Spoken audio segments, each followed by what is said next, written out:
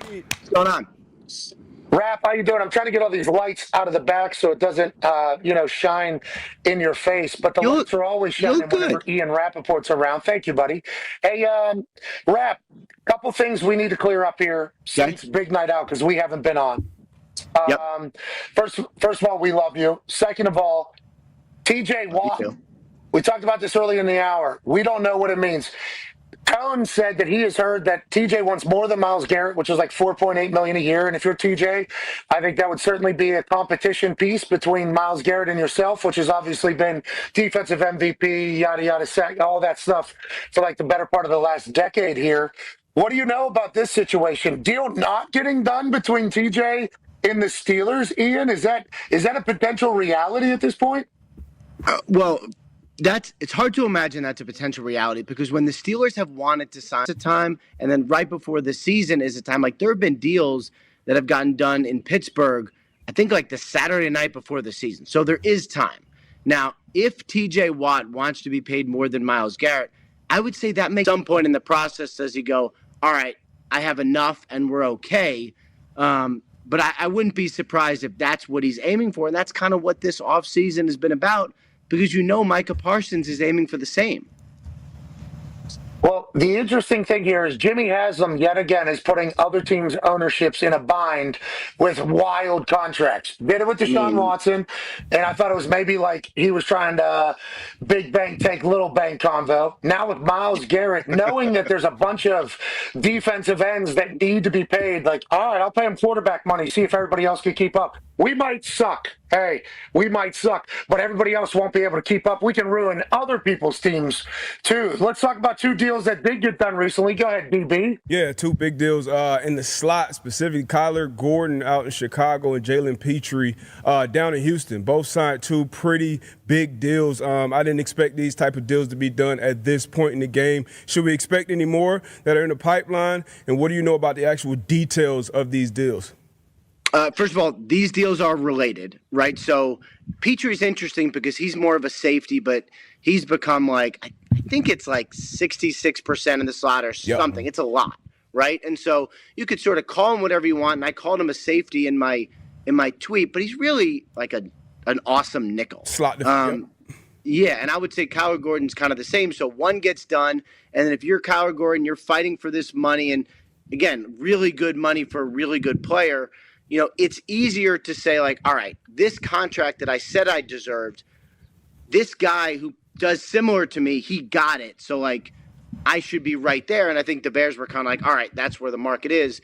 I would also say for the Bears, I mean, actually for both of these teams, it's like a really good draft pick, pretty high, who does everything right, is a good person, makes a ton of plays, and gets paid. Like, as an organization, these are the guys you are dying to pay. And, like, you can see the comments from Ryan Poles the last couple of weeks. Like, he has wanted to pay Kyler Gordon, and I'm happy that this deal got done for him. D-But, do we want the insiders to start reporting them as nickel? Do we want that, or what do we want? You know Good question, actually. These guys are football players, slot defenders. Derwin James is another guy who's a safety, but played, majority of his snaps in the slot. A lot of guys, you just add value. I'm happy to see these guys finally getting paid like this. Kenny Moore is a guy. Jordan Lewis got paid in Dallas that reported that he was, the highest deal. Mm-hmm. So now to see Kyler and Jalen get their money. But these guys can move around. They can impact and help a football team. Tyrann Mathieu has done this for a long time. Jalen Ramsey. All these guys can move around and just add tremendous value when they can go in that. But slot defender, safety, they're great football players overall. Yeah, but like, should we start building that brand a little bit here? Should whenever it gets reported by Rappaport say, hey, to whatever you want this to be called position, because I believe you played this position obviously amongst many other positions.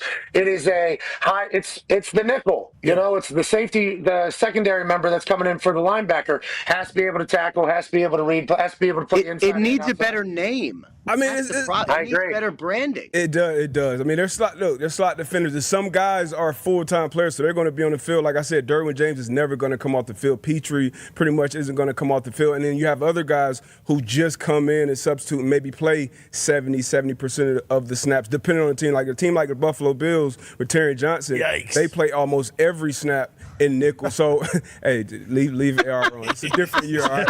So they play every I snap. saw that. But Great break. this isn't the NFL that we came into. Now, nickel and slot defenders are pretty much starters on the defense side of the ball. You play with 5 DBs, most of the time, how the NFL has been. That's what I'm saying, So- but we need a name for Slot- it. I mean, they're slot Like guys, slot colleges, defenders. like colleges call it like star or rover. Star, yeah, that's like I a like Nick Saban Star. thing. What are yeah. they on the All-Pro list? Are they just slot? Just slot. Yeah.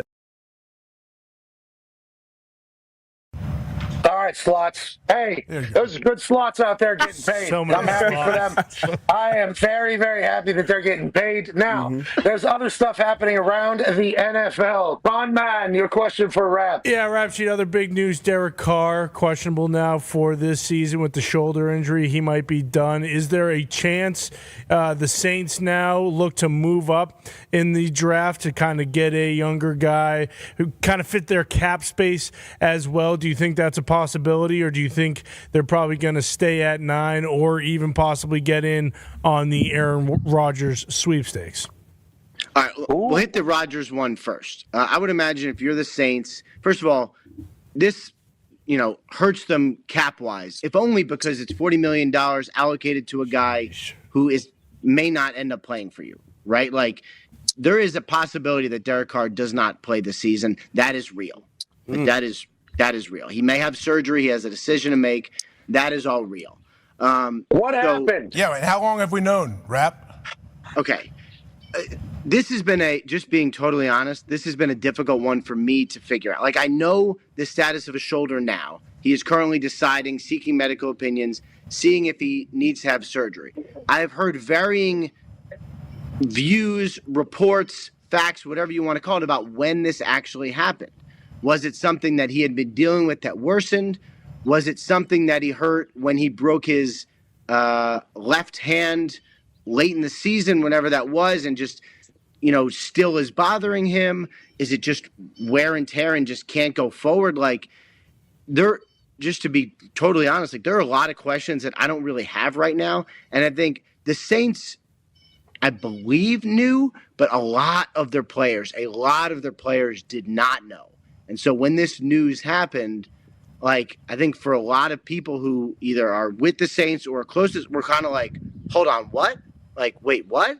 Like, that's how this news felt. And so, like, you talk about the impact on the draft, like, pretty real. Like, rarely do you get an injury like this that really does dramatically impact the draft. But if you're the Saints, like, if you were debating, do we take this guy at 9 or take him in the second round, like, might this make you move it forward? I think possibly it could. Go ahead, AJ. What about the Aaron Rodgers situation? You didn't really mention that too much. Like, is he a possibility? Is he in play here for Kellen Moore as a first-year head coach? I meant to mention that, but then my brain got sidetracked. That happened. That was on me because I said, what happened? What happened? What happened? Yeah, Sorry, 100% my sorry. fault. no. Team effort. Yeah.